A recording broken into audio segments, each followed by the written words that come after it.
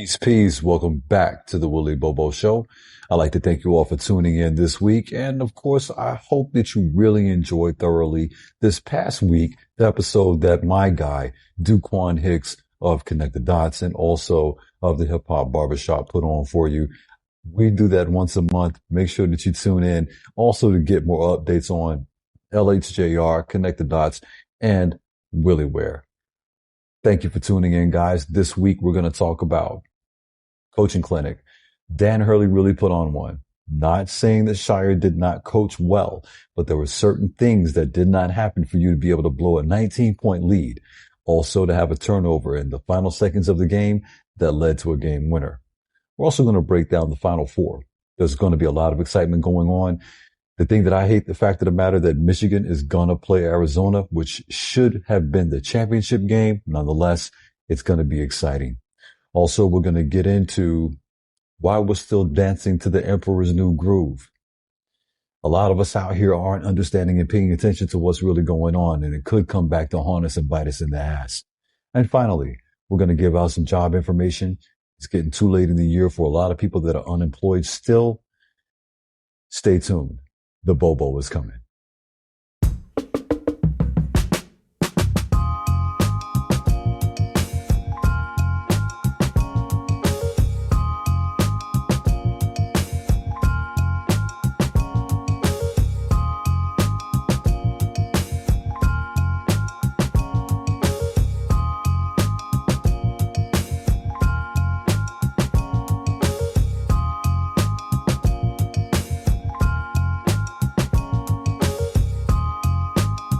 UConn stuns Duke. I loved it. It was a coaching clinic, in my opinion. The UConn Huskies pulled off the impossible in Washington, D.C. They overcame a 19-point deficit to shock the Dukies 73-72. So let's get into this whole game here. The turnaround. This game was won on the sidelines. While Duke looked comfortable with a 44-25 lead, Dan Hurley stayed aggressive. He didn't let his guys quit. He went to his bench and relied on bully ball. Bully ball, big time hardcore physical basketball from his center, Terrace Reed. He single-handedly wore down the Blue Devils in the paint. We all know about the dagger.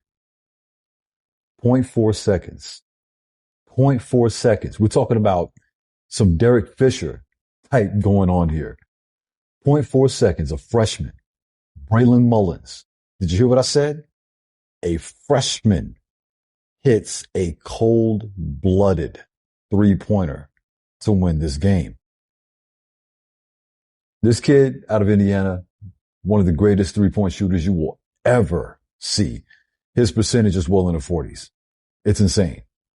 But the fact of the matter that he had the stalwart balls to pull that shot off, you got to watch out for this kid coming up in the future. Now, here's the standout.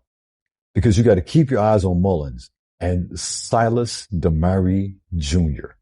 Because those two showed that even when the shots aren't falling early, because UConn did start off, 1 out of 18 from deep, they've got the mental toughness to close. That shows. And that's huge.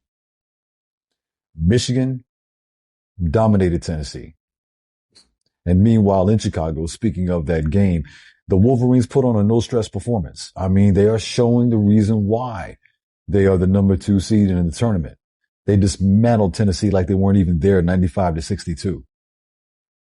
The surge was huge. It was a bloodbath early. Like, no chance at all. Michigan went on a football run, 21-0 in the first half, that basically essentially ended the game before halftime snacks were even served. Like, people were going to get hot dogs and stuff like that. They come back. They're on a 21-0 run. Insane. The star. Midwest, MOP, Yaxel Lindeborg. Unstoppable, 27 points. Tennessee had no answer for his length. They had no answer for his energy. Michigan entering the Final Four is looking like an absolute freight train. The matchup. Arizona, Michigan. Heavyweight bout. two number one seeds. I think that Arizona's depth versus Michigan's momentum is going to play a key role. I'm looking at UConn and Illinois the most. That's the game that intrigues me the most. UConn, number 2 seed, Illinois, number 3 seed. The comeback kids versus the gritty Illini. I wonder if Hurley's magic can keep working against Illinois' defense. That's a tight-ass defense. And here's why I feel that Arizona is still the favorite. Because even Michigan playing perfect basketball, the case for Arizona still remains the strongest. Because see, Arizona comes at you about 7 or 8 deep. Michigan's going to give you 6, 7, right? And we're not talking about this, okay? Jesus Christ. The fresh leg aspect. Since Arizona finished their business early on Saturday, that gave them an extra day of recovery. And then you have to, factor in the Koa Pete thing. Because while Lindeborg is great, Pete is a matchup nightmare who can defend multiple positions. And then you have to look at the hunger. Arizona has been waiting 25 years for this. They aren't just playing for a trophy. They're playing to erase decades of almost.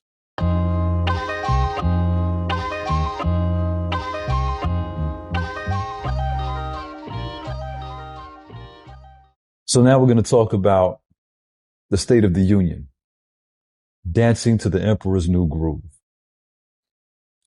Can't believe we're really still doing this. You have to understand that we are living through a triple threat that most people are ignoring because the music is too loud. We have a war draining our national treasury, a financial crisis shrinking our pockets, and social instability making our front porches feel unsafe. The final mirage, while the stock market might show green, the kitchen table economy for your average American is in the red, especially Black Americans. See, here's the distraction. We see people celebrating tax breaks for new opportunities promised by the current administration. But the Black reality is 7.5% of unemployment. The irrelevant focus is that we're too concentrated on brand names and look at me culture. Still, with all this going on, walking blind, third eye, too filled with fluoride to recognize that you need to wake up. We're buying the $200 sneakers, and yeah, of course, I love Jordans too, but we have to be honest. While, we don't have $400 in emergency savings accounts, we're funding the emperor's empire with our own foundations cracking, leading us down a bad road. As Malcolm said, as Pac said, this is a dangerous trend of Black leadership. And the average brother on the street aligning with rhetoric that doesn't actually serve us.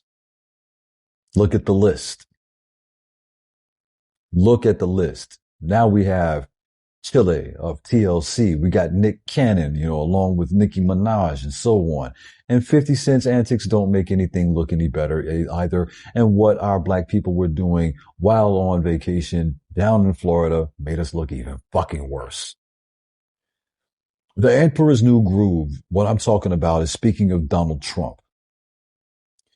See, there's a segment of our people being led toward a strong man ideology that historically has never protected the vulnerable. We're being told that individualism is the key, but we're losing our collective power. We have irrelevant arguments. We spend 48 hours debating a celebrity's personal life on social media, but we can't spend 48 minutes discussing how local zoning laws in San Antonio are pushing black families out of their homes. Oh no, we're not going to talk about that. That's too real. That's too in your face. That's too right now. You have the lack of mobilization after the civil rights era. During it, we move with a purpose. Today, we move with a playlist.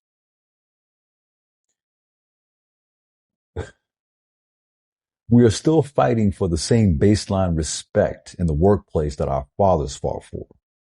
Yet, we act as if we see a few black faces in high places and everything is peace. Tokens are in place for a reason. The trap.